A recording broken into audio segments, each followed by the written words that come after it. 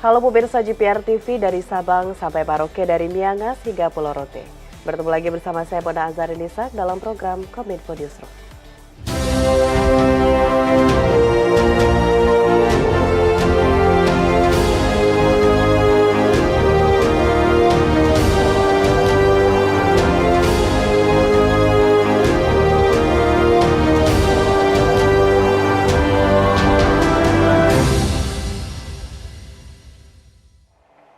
Pemirsa, kita ke informasi pertama. Tahun 2023 menjadi kali kelima Indonesia didapuk memegang keketuaan ASEAN dengan tema ASEAN Matters Epicentrum of Growth.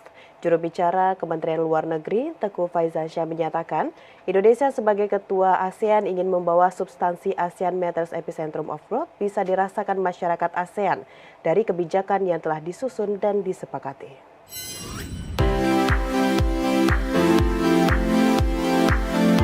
Ketua ASEAN merupakan posisi yang dipegang salah satu negara anggota ASEAN untuk memimpin ASEAN selama 1 tahun penuh. Berposisi sebagai ketua, Indonesia memiliki sejumlah manfaat yang berdampak langsung bagi masyarakat. Dampak itu bisa dirasakan dari kebijakan regional yang dibuat oleh Indonesia sebagai ketua. Kebijakan regional akan mempengaruhi perdagangan, investasi, dan keamanan. Selain itu, turut meningkatkan citra positif Indonesia di kancah global. Semakin positif citra Indonesia, maka dapat membuka dan meningkatkan peluang kerjasama internasional, investasi, dan pariwisata. Posisi ketua ASEAN juga mendorong pertumbuhan ekonomi. Kawasan ASEAN memiliki potensi pasar besar untuk maju dan berkembang. Semakin maju dan berkembang, maka semakin mudah bagi Indonesia meningkatkan ekspor ragam produk Indonesia ke kawasan ASEAN. Menurut juru bicara Kementerian Luar Negeri Teuku Faizasyah dalam wawancara di program Kominfo Newsroom GPR TV mengatakan, Indonesia sebagai ketua ASEAN ingin membawa substansi ASEAN Matters Epicentrum of Growth bisa dirasakan masyarakat ASEAN dari kebijakan-kebijakan yang telah disusun dan disepakati. Keketuaan ASEAN 2023 juga menjadi kesempatan bagi Indonesia untuk menunjukkan kinerja pembangunan oleh pemerintah kepada negara anggota ASEAN yang semakin merata dan berkeadilan. Kadang kita melihat ASEAN sebagai sesuatu yang jauh atau yang katakanlah tidak cukup akrab bagi masyarakat di akar rumput. Namun pengalaman menunjukkan bahwa keberadaan ASEAN sejak dilahirkannya di tahun 67 telah menciptakan satu lingkungan strategis di Asia Tenggara yang damai, aman, sehingga pertumbuhan ekonomi di antara negara-negara dan khususnya Indonesia dapat berjalan dengan baik.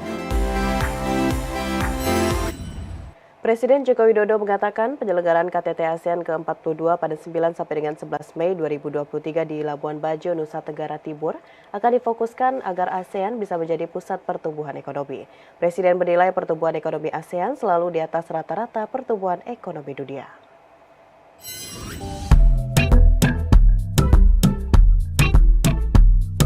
Presiden Joko Widodo menegaskan bahwa keketuaan Indonesia di ASEAN tahun 2023 ingin mendorong agar kawasan tersebut menjadi pusat produksi.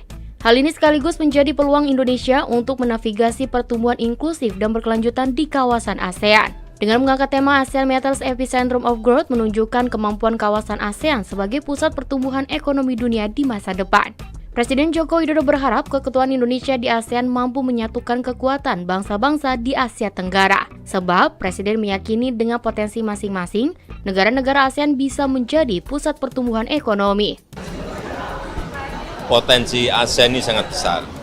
Penduduknya 650 juta orang. Pertumbuhan ekonominya selalu di atas rata-rata pertumbuhan ekonomi dunia.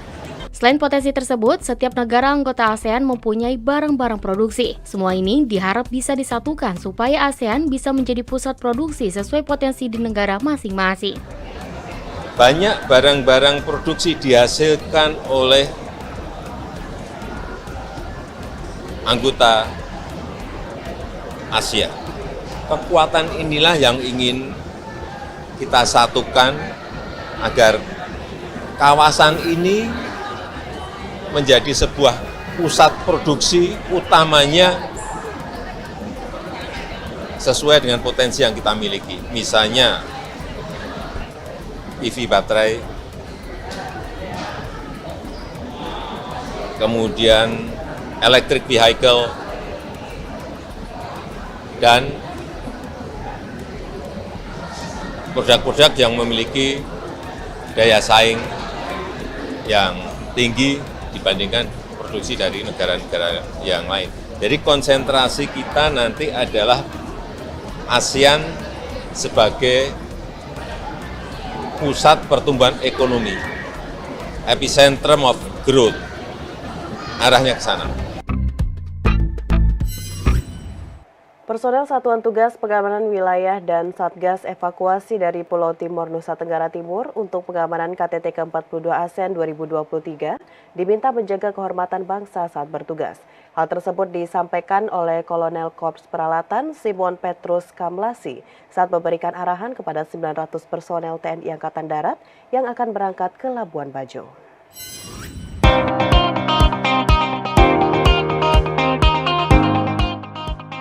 Kepala Staf Korem 161 Wirasakti Kolonel Simon Petrus Kamlasi mengatakan, kepada personel Satgas Pengamanan Wilayah dan Satgas Evakuasi dari Pulau Timor, Nusa Tenggara Timur yang bertolak ke Labuan Bajo untuk pengamanan KTT ASEAN di Labuan Bajo diminta untuk menjaga kehormatan bangsa saat bertugas.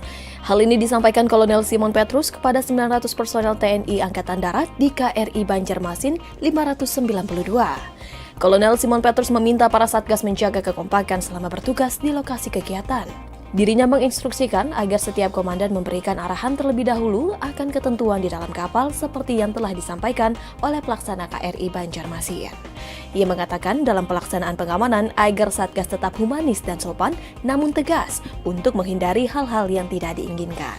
Selain itu, ada pergerakan pasukan selain dari Pulau Timor, yakni pergeseran pasukan di Pulau Flores dengan menggunakan kapal tol laut KM Beliku Nusa dari Pelabuhan Maumere. Sementara itu, pemirsa, kalangan ekonomi menyambut baik upaya Indonesia untuk mengurangi ketergantungan terhadap mata uang dolar Amerika Serikat. Salah satunya Direktur Center of Economic and Law Studies, Bima Yudhistira, menilai dengan Local Currency Transformation atau LCT merupakan salah satu kesepakatan negara-negara ASEAN beserta China, Jepang, dan Korea untuk memperkuat kerjasama keuangan di kawasan.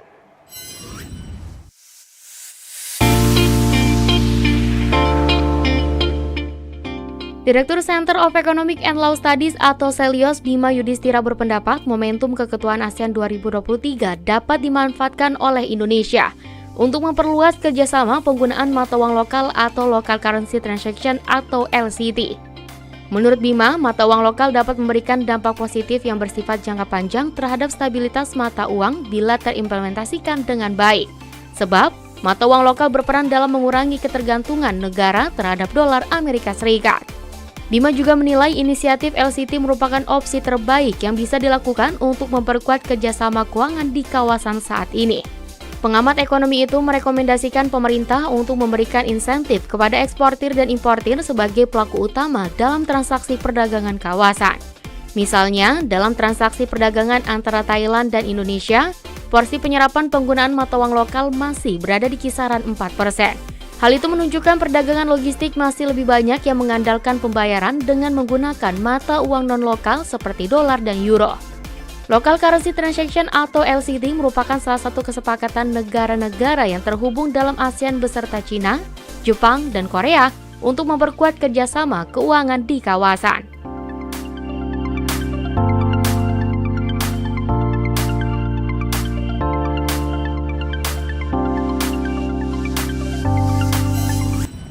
Pemirsa, setelah jeda kami akan kembali dengan informasi lainnya. Tetaplah bersama Kominfo Newsroom.